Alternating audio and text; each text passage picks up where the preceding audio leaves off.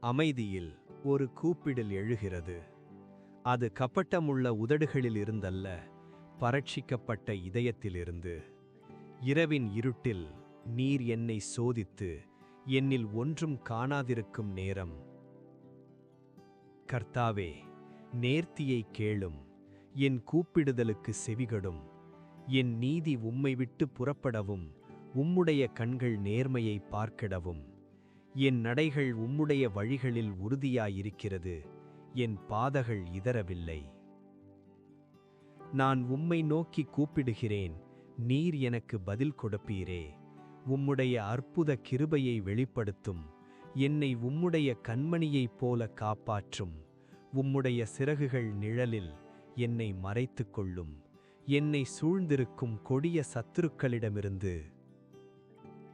அவர்கள் தங்கள் இதயத்தை கடினமாக்கினார்கள், தங்கள் வாயால் கர்வமாய் பேசுகிறார்கள். வேட்டையாட ஆசை உள்ள சிங்கத்தைப் போலவும், மறைவுகளில் காத்திருக்கும் பால சிங்கத்தைப் போலவும் இருக்கிறார்கள். கர்த்தாவே, எழுந்தருளும், அவர்களுக்கு எதிராக நின்று அவர்களை கீழ்ப்படுத்தும். நானோ நீதியில் உம்முடைய முகத்தை காண்பேன். நான் விழிக்கும்போது உம்முடைய சாயலால் திருப்தியடைவேன். கர்த்தாவே, என்னோடு வழக்கிடுகிறவர்களோடு நீர் வழக்கிடும், என்னோடு போராடுகிறவர்களோடு போராடும். கேடகமும் பரீட்சையும் எடுத்துக்கொள்ளும், நானே உன் இரட்சிப்பு என்று என் ஆத்மாவுக்குச் சொல்லும்.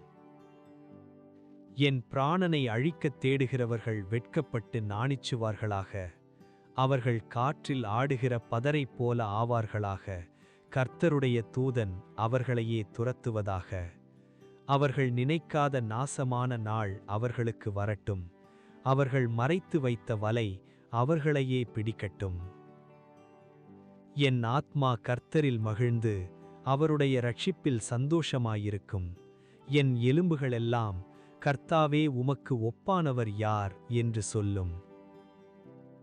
பொய் சாட்சிகள் எழுந்து நான் அறியாத விஷயங்களை என் மீது சுமத்துகிறார்கள். அவர்கள் வியாதியாயிருந்தபோது நான் இரட்டுக் கொடுத்து உபவாசத்தோடு என் ஆத்மாவை தண்டித்தேன். ஒரு தோழனுக்காகவோ சோதரனுக்காகவோ துக்கிக்கிறது போல துக்கித்தேன். ஆனால் நான் இதரும்போது அவர்கள் மகிழ்ந்து கூடினார்கள். பரிகாசக்கார கூட்டையாக்கள் தங்கள் பற்களை என் மீது கடிக்கிறார்கள். ஆண்டவரே, எத்தனை காலம் மௌனமாயிருப்பீரே. என் ஆத்மாவை இந்த சிங்கங்களுக்கு தப்புவித்து ரட்சியும். என் பகைஞர் என் மீது குதூகலமிட விடாதீர். அவர்கள் தங்கள் கண்களால் என்னை பரிகாசிக்க விடாதீர்.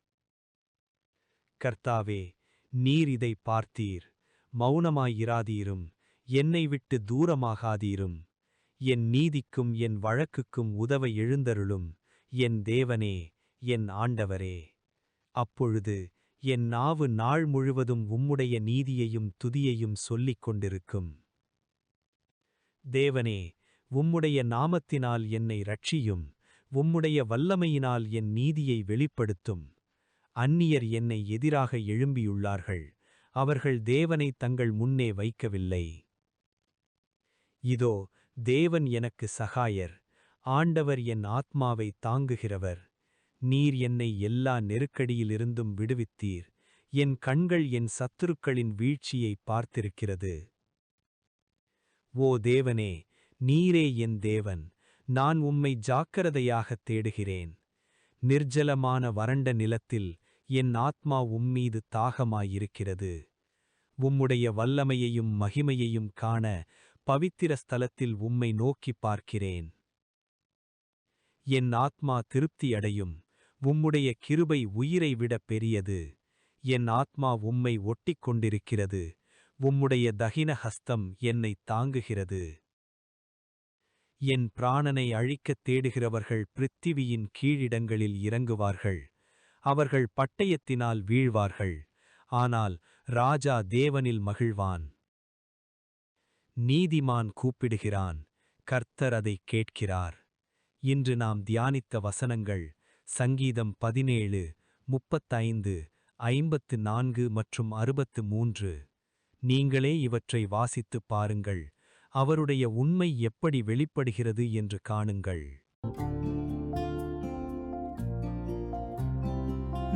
நாளை பற்றிய கவலை வேண்டாம், இன்றே போதும் அந்த கிருபை. ஒவ்வொரு நாளும் போதுமே, அவர் கிருபை போதுமே.